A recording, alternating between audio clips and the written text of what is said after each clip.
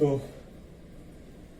एक बार फिर आपके सामने एक नया वीडियो के साथ। इस वीडियो के अंदर हम चैप्टर 1B का लास्ट टॉपिक पढ़ेंगे, स्क्रू गेज। स्क्रू गेज को जानने से पहले हमें प्रिंसिपल ऑफ स्क्रू को पता करना होगा। स्क्रू अपने घर में आपने देखा होगा, स्क्रू है ना, पेंच।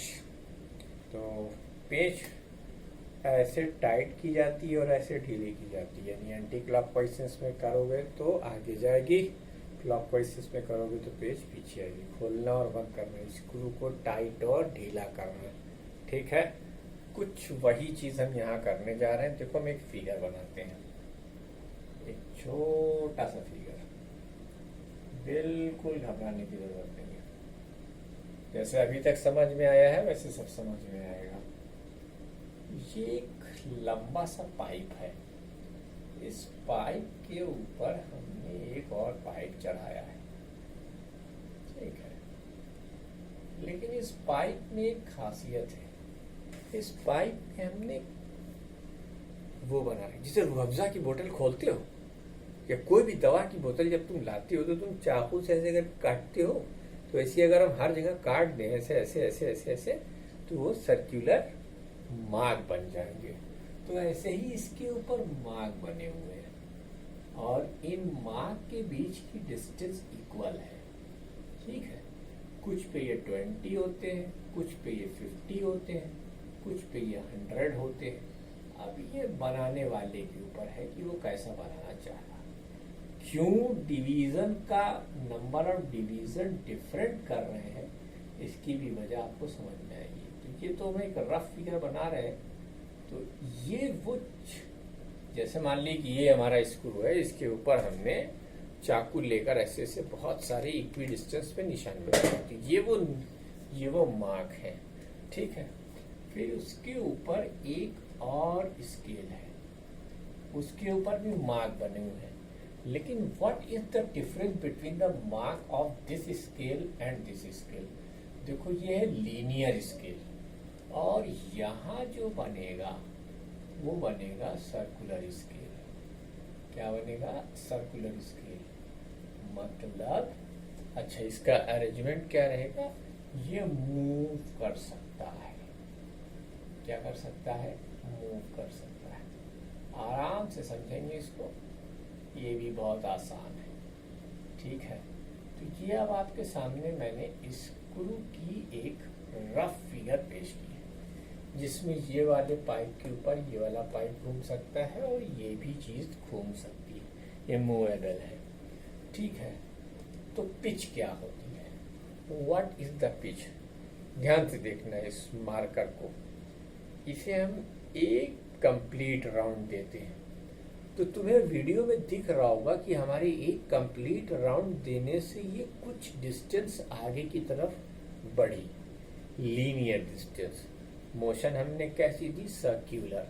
लेकिन सर्कुलर मोशन की वजह से क्या हुआ? इसमें एक लीनियर मोशन भी हुई। तो पिच कैसे डिफाइन होती है? चलो बेटा पहले इस फिगर को पूरा कर ले। इसको हम लिखेंगे स्क्रू। क्या लिखेंगे? स्क्रू। अच्छा, ये जो दो मार्क के बीच की डिस्टेंस है इसे हम पिच कहते हैं। क्या कहते हैं? पिच कहते हैं। और ये हमारा हेड कहलाता है। तो व्हाट इज पिच? पिच क्या है? Pitch is the distance traveled by the distance traveled या distance moved लिखो, distance moved along its axis,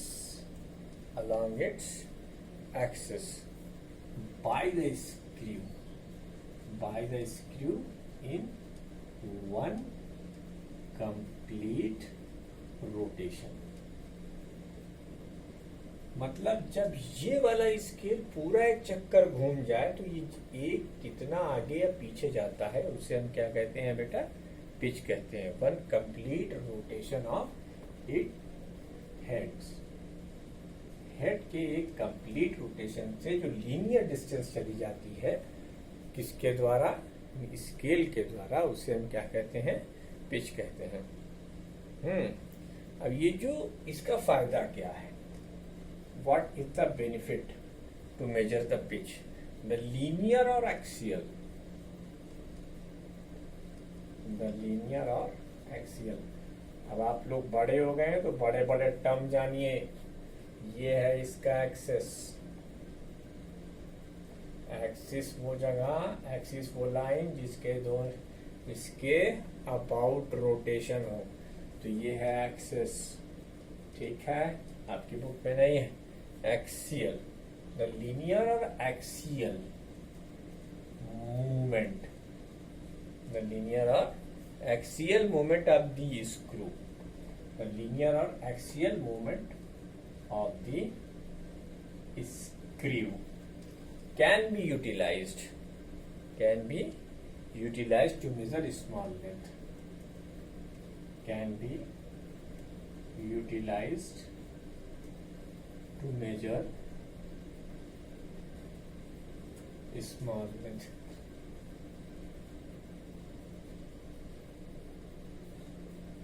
हम अंग्रेजी को मारो गोली और हिंदी में समझो।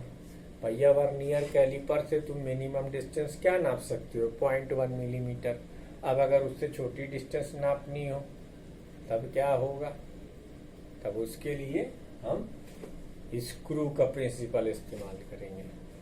उसके अंदर 2 स्केल थे, दोनों लीनियर थे। एक का नाम मेन स्केल था, एक का नाम वर्नियर स्केल था। इसमें भी 2 स्केल हैं, लेकिन इसमें एक का नाम लीनियर स्केल है और एक का नाम सर्कुलर स्केल है। आगे के डिस्क्रिप्शन में हम बताएंगे।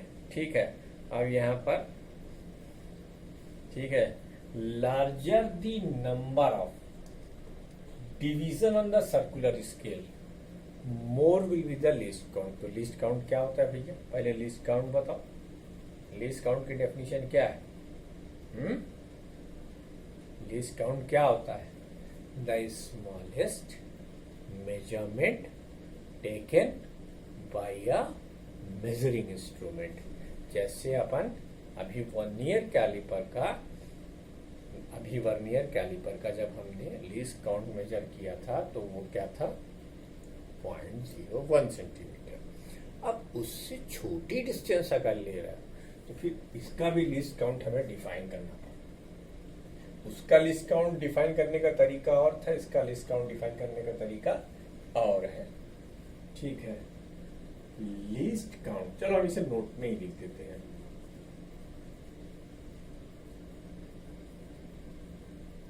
Least count of a screw, the least count of A screw is the distance. क्या है भाई? ये least count of the screw is the distance moved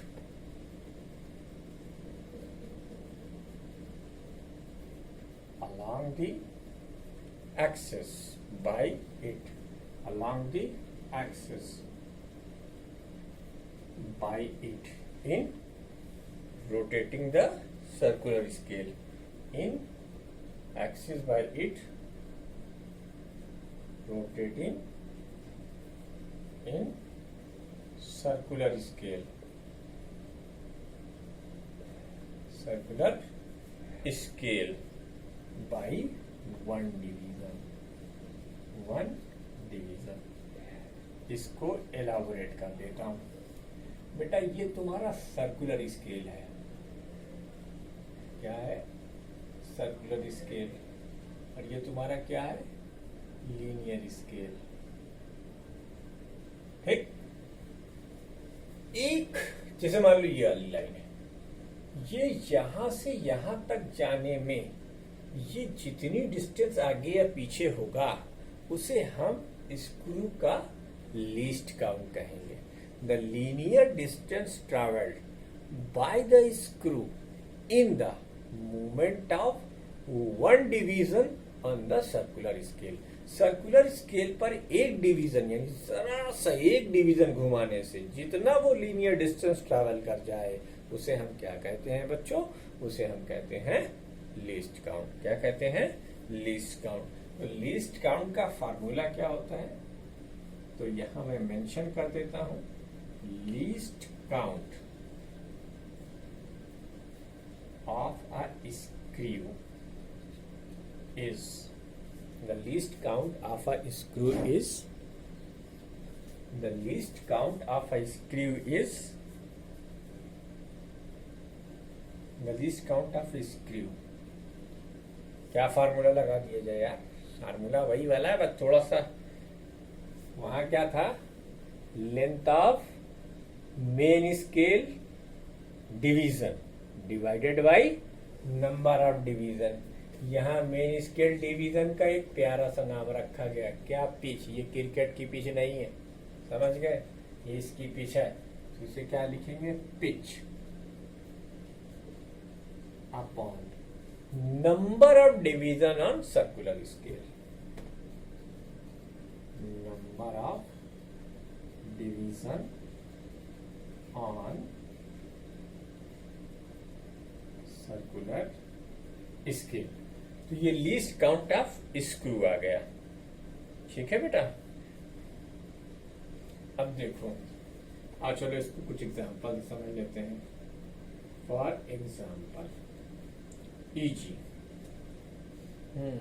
if a screw moves by 1 millimeter, by 1 millimeter in one rotation, मतलब ये वाली line एक पूरा चक्कर लगाकर वहीं वापस आ जाए। If I screw move by 1, तो इस एक चक्कर लगाने में ये जो डिस्टेंस चली है वही पिच है। तो if I screw moves by 1 millimeter in one rotation, in one rotation, एक रोटेशन में 1 रोटेशन, ठीक है? And it has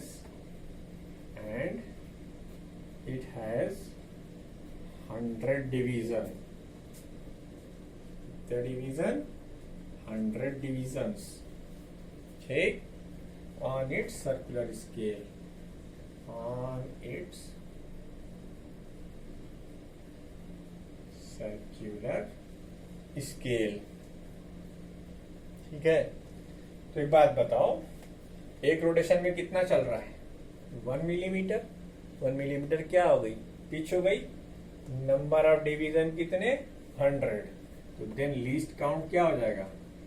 least count, pitch कितनी है? 1 मिलीमीटर, नंबर ऑफ डिवीजन कितने? 100, यानी ये क्या हो गया? 0.001 मिलीमीटर। ये आ गया, क्या आ गया? 0.001 पॉइंट नहीं, सॉरी, एक काम करो, 0.01 मिलीमीटर। चलो अब एक हम तुम्हें देते हैं, तुम हमको निकाल के बताओ। Easy, if a screw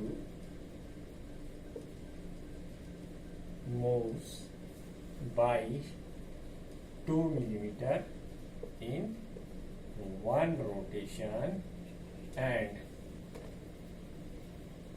it has 500 division, ये पॉसिबल है, 500 divisions on its circular scale,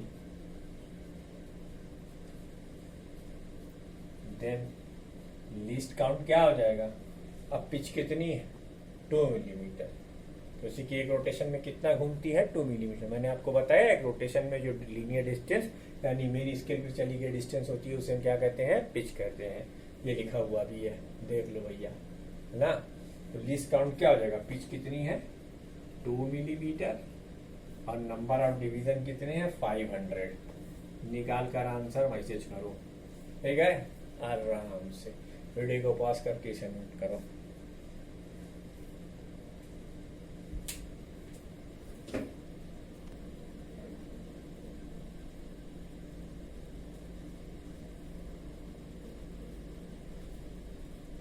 तो तुम्हारी व्हाइट बोर्ड पर एक इंस्ट्रूमेंट बना हुआ है, इसका नाम है स्क्रू गेज।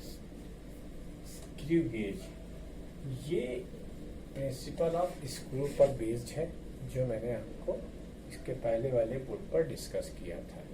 ठीक है, अब आइए हम स्क्रू गेज के बारे में जानते हैं। अच्छा, आपको एक बात और बता दूं, ये आपको लेबोरेटरी के अंदर भी हम दिखाएंगे और वहाँ आपको इसके बारे में और विस्तार से बताएंगे, परंतु एग्जाम के पॉइंट ऑफ व्यू से न्यूमेरिकल टैकल करने के लिए हम इसका थ्योरेटिकल एस्पेक्ट भी डिस्कस कर रहे हैं, ताकि आपको इसके भी फंक्शन वैसे ही समझ में आ जाए जिससे आपको वर्नियर के समझ में आए थे।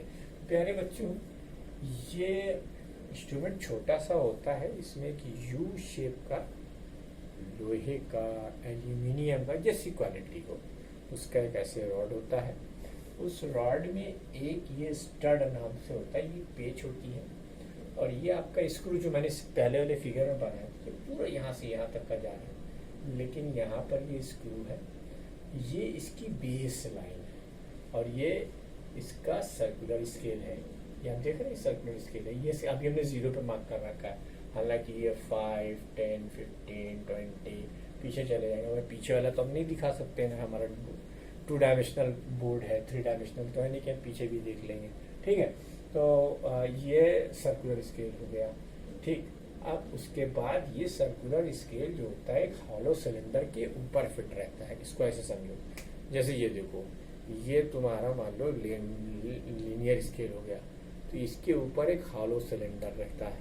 ठीक है, अब उसके आगे इसका नाम हमने थिम्बल रखा होता है, और इसके आगे एक चीज़ और लगी होती है, रैशेट। जब हमें किसी चीज़ की लेंथ मेजर करनी होती है तो हम उस चीज़ को इसके और इसके बीच में फंसाते हैं, उसके बाद इस रैशेट को टाइट करते हैं, तो ये स्क्रू आगे पीछे होगा। स्क्रू मान लो हम टाइट कर रहे हैं, ऐसी बात ये आगे बढ़ेगा।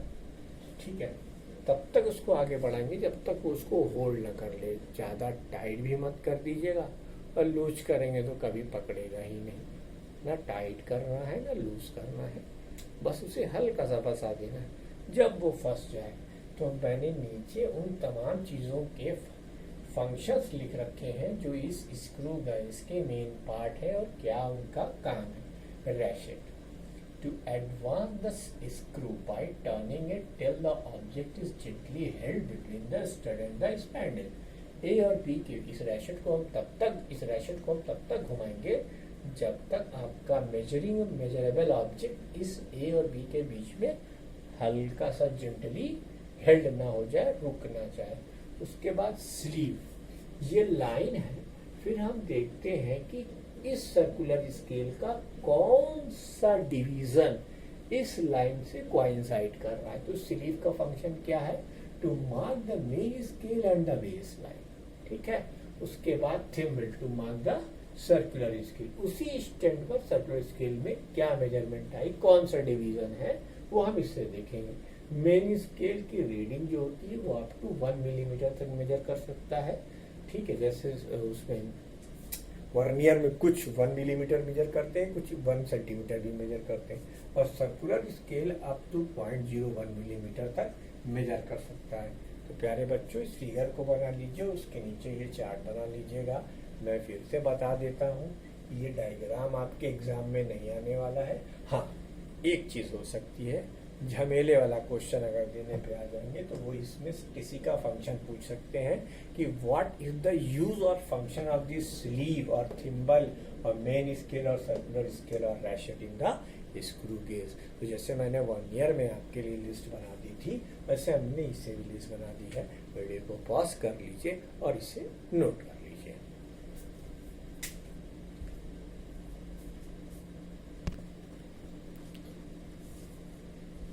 तो देवियों और सज्जनों, स्क्रू गेज तो हमने पढ़ लिया। अब गलती इंसान से होती है, स्क्रू गेज बनाया इंसान ने, तो कैलिब्रेशन में गलती हो सकती है। कैलिब्रेशन का मतलब होता है किसी चीज़ को डिज़ाइन करके बनाना।